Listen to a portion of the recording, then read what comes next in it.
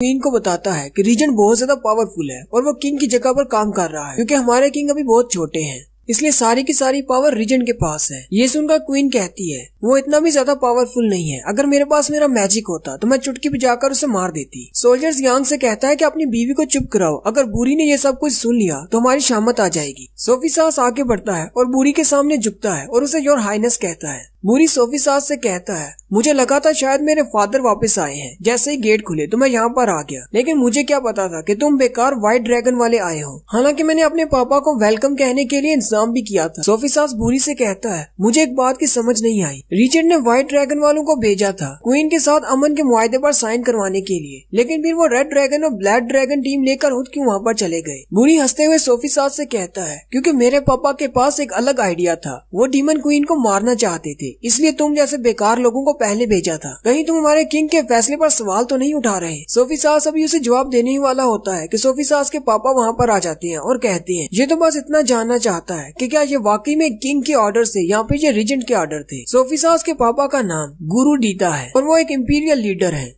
बुरी उनसे कहता है मास्टर गुरु आप यहाँ पर क्या कर रहे हैं, आपको तो आज किंग को पढ़ाई में मदद करनी थी। मास्टर गुरु उसे कहते हैं मैंने तुम्हारे पापा के बारे में सुना कि वो एक बहुत बड़ी जीत हासिल करके वापस आ रहे हैं, इसलिए मैं उन्हें वेलकम करने के लिए यहाँ पर आ गया। बुरी उनसे कहता है लेकिन मुझे तो लगता है जैसे आप उनसे सवाल जवाब करने के लिए यहाँ पर आए हैं। मास्टर गुरु हंसते हैं और उसे कहते हैं मैं ऐसा करने की सोच भी नहीं सकता। जियांग उस सोल्जर से पूछता है क्या सोफी सास के पापा भी कोई बिग शॉट है। वो सोल्जर जियांग को बताता है कैप्टन के पापा इस महल के इकलौते इंपीरियल लीडर हैं और इसके अलावा वो हमेशा हमारे किंग के साथ रहते हैं। मास्टर गुरु और रीजेंट दोनों के डिसीजंस बहुत ज्यादा मुख्तलिफ होते हैं, इसलिए उनमें आपस में पॉलिटिकल वार चलती रहती है। क्वीन ये सुनकर कहती है ये इंसान तो बहुत ज्यादा बेकार है, आपस में ही लड़ते रहते हैं। जियांग उसे कहता है तुम तो ऐसे कह रही हो जैसे तुम्हारे डीमंस ने कभी तुम्हें धोखा न दिया हो। उसी वक्त दीवारों पर खड़े सोल्जर्स बॉम्बू बजाना शुरू कर देते हैं। बुरी बहुत ज्यादा खुश हो जाता है और कहता है दरवाजे खुल रहे हैं, इसका मतलब मेरे पापा आने वाले हैं। जियांग उस सोल्जर से पूछता है जब हम लोग वापस आए थे तो हमारी बार बॉम्बू क्यों नहीं बजाया गया। वो सोल्जर उसे कहता है क्योंकि ये लोग हमें बेकार समझते हैं, क्योंकि हम लोग व्हाइट ड्रैगन यूनिट से हैं। दरवाजा खुलते ही रीजेंट अपनी आर्मी के साथ अंदर दाखिल होते हैं। उन्होंने अपने बालों पर डीमंस के साथ लटकाए होते हैं। ये देखकर क्वीन को बहुत ज्यादा गुस्सा आता है। जियांग आगे बढ़ता है और उसके कंधे पर हाथ रखकर उससे कहता है शांत हो जाओ, आगे मत बढ़ना। क्वीन वहीं पर रुक जाती है। थोड़ी देर के बाद रीजेंट का घोड़ा उसके सामने से गुजरता है। क्वीन उसे देखकर और भी ज्यादा गुस्सा हो जाती है और कहती है मैं एक दिन अपने दोस्तों की मौत का बदला तुमसे जरूर लूंगी। रीजेंट आते ही मास्टर गुरु से कहते हैं क्या आप भी मुझे यहाँ पर वेलकम करने के लिए आए हैं। मास्टर गुरु भी हंसते हुए से कहते हैं आपने तो आज बहुत ही अच्छा काम किया है, लेकिन मुझे अफसोस है कि मैं आपको आराम नहीं करने दे सकता, हमें अभी अपने किंग से मिलने के लिए जाना है। रीजेंट मास्टर गुरु से कहते हैं मैं वैसे भी किंग से मिलने के लिए जाने ही वाला था ताकि मैं उन्हें रिपोर्ट पेश कर सकूं जो भी हमने आज किया है। उसी वक्त बुरी आगे बढ़ता है और अपने फादर को पुकारता है।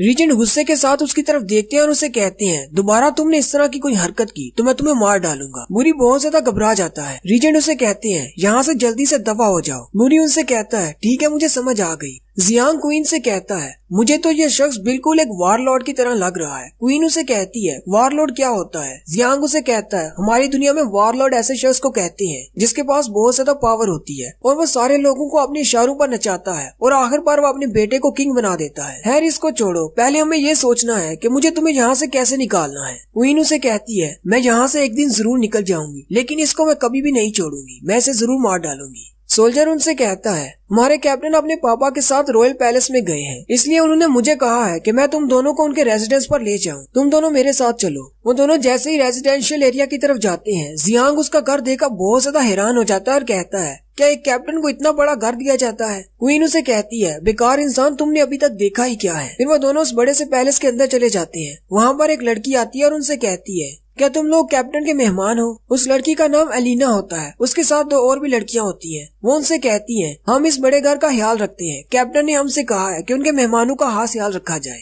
लड़कियों को वहाँ पर देखकर जियांग बहुत ज्यादा खुश हो जाता है और कहता है कैप्टन के पास तो बहुत ही अच्छा माल है। एलिना उनसे पूछती है तुम दोनों बहुत ज्यादा थक चुके होगे और तुम्हें भूख भी लगी होगी। जियांग बहुत ज्यादा खुश हो जाता है और उसे कहता है हाँ मुझे भूख लगी है, जबकि क्वीन उसे कहती है तुम्हें ये सब कुछ बहुत अजीब नहीं लगता, एक कैप्टन हम जैसे डीमन क्लैन के गुलामों को इस तरह क्यों ट्रीट कर रहा है। जियांग उसे कहता है कि तुम्हें परेशान होने की जरूरत नहीं, ज्यादा मत सोचो, जैसा चल रहा है चलने दो, अगर उन्होंने हमें मारना होता तो वहीं पर मार देते। फिर वो उन दोनों को सामने वाले रूम की तरफ ले जाते हैं, जबकि हेलिना उन्हें घूर घूर कर देख रही होती है।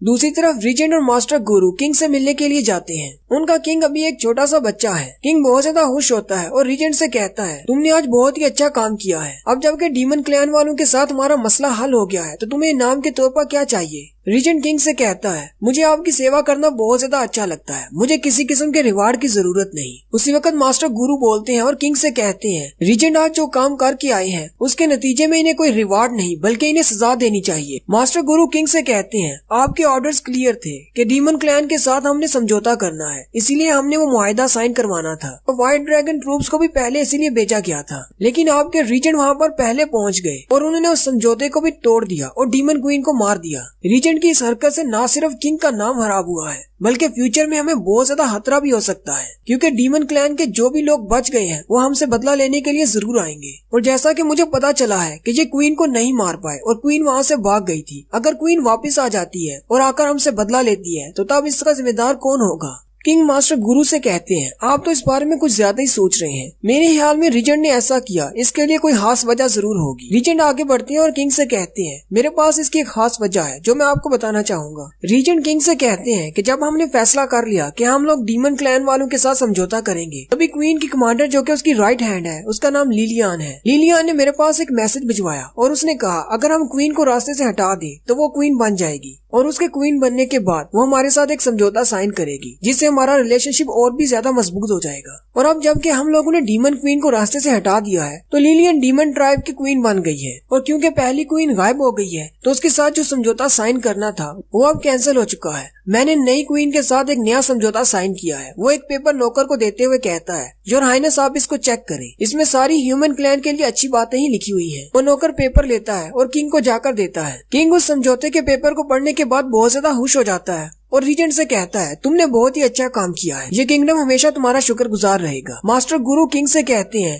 पहली डीमन क्वीन की फैमिली सालों से डीमंस को कंट्रोल करती आई है, ऐसे अचानक उसको हटा देना और एक गद्दार डीमन को उसकी जगह पर बिठा देना ये मुझे बिल्कुल भी ठीक नहीं लग रहा। ये बात सुनते ही किंग गुरु से कहते हैं आपको अब बोलने की जरूरत नहीं, मैंने आपकी बात सुन ली जितनी सुननी थी। गुरु ये बात सुनकर खामोश हो जाते हैं। किंग कहते हैं कि आज से सारा चार्ज रीजेंट को दिया जाता है, वो जैसे इस प्लान को आगे बढ़ाना चाहे वो बढ़ा सकते हैं। रीजेंट और ब्लैक ड्रैगन यूनिट के कैप्टन दोनों खुश हो जाते हैं। नेक्स्ट सीन में दिखाते हैं कि डीमन क्वीन इजाबेला पानी में बैठी नहा रही होती है। वो अपनी बॉडी की तरफ देखकर कहती है अगर मैं अभी अपने डीमन ट्राइब में वापस चली जाती हूँ तो वो लोग भी मुझे नहीं पहचानेंगे क्योंकि मैं एक इंसान की बॉडी में हूँ। अब कहीं ऐसा तो नहीं मुझे अपनी बाकी की सारी जिंदगी इंसानों की बस्ती में ही रहना पड़ेगी, वो भी एक इंसान बनकर। वहीं दूसरे रूम में जियांग भी बैठा नहा रहा होता है। वो बहुत ज्यादा खुश होता है और कहता है अब मैं यहाँ पर बैठकर आराम कर सकता हूँ। फिर साथ ही वो सोचता है लेकिन मुझे अभी आराम नहीं करना, मुझे तो ये सोचना है कि मुझे वापस अपने शहर में कैसे जाना है। वो अपनी रिंग को हाथ में पकड़ता है और कहता है अगर ये रिंग मुझे यहाँ पर लेकर आ सकती है तो शायद यही रिंग मुझे वापस भी पहुँचा दे। मुझे अपनी बाकी की सारी जिंदगी इस दुनिया में नहीं गुजारनी, मुझे वापस अपने घर जाना है। हालांकि जब स्टार्टिंग में मैंने डीमन क्वीन को देखा था तो मुझे लगा था ये सब कुछ बहुत ज्यादा इंटरेस्टिंग होने वाला है, लेकिन फिर जब मैंने लोगों को मरते हुए देखा वो भी इतने ज्यादा करीब से तो मैं बहुत ज्यादा डर गया हूँ। मैं काफी देर से यही बात सोच रहा हूँ अगर मैं यहाँ इस दुनिया में मर जाता हूँ तो मैं कहाँ जाऊँगा, क्या मैं वापस अपनी दुनिया में चला जाऊँगा। फिर साथ ही वो कहता है अगर ये अंगूठी इतनी ज्यादा इम्पोर्टेंट है तो मुझे इसे अपनी उंगली में पहन कर रखना होगी। वो भी इस अंगूठी को अपनी उंगली में पहन ही रहा होता है कि वहाँ पर सोफी सास आ जाता है। उसने भी कपड़े नहीं पहने होते, वो भी नहाने के लिए आया होता है। जियांग पीछे की तरफ मुड़ता है और उसे कहता है कैप्टन तो आप वापस आ गए, और साथ ही वो चीखना शुरू कर देता है क्योंकि कैप्टन ने कपड़े नहीं पहने होते। कैप्टन जियांग से कहते हैं अब जबकि तुम भी यहाँ पर हो तो चलो इकट्ठे नहाते हैं। जियांग कैप्टन की ये बात सुनकर और भी ज्यादा घबरा जाता है, लेकिन वो उसे कहता है चलो ठीक है हम इकट्ठे नहाते हैं। जियांग शर्माते हुए पानी के अंदर दुबक कर बैठ जाता है और उसी वक्त उसे इजाबेला की बात याद आती है। इजाबेला ने उसे कहा था कि ये कैप्टन हमारे साथ इतने अच्छे से पेश क्यों आ रहा है। जियांग कहता है इसे इस तरह मेरे साथ नहाते हुए देखकर मुझे वाकई में दाल में कुछ काला लग रहा है, कहीं ये मेरे साथ कुछ करने की तो नहीं सोच रहा। और यहीं पर हमारी तीसरी एपिसोड का एंड होता है। एक्सप्लेनेशन अच्छी लगी हो तो कमेंट करके जरूर बताएं। चैनल को सब्सक्राइब कर दें, वीडियो को लाइक और शेयर कर दें। शुक्रिया।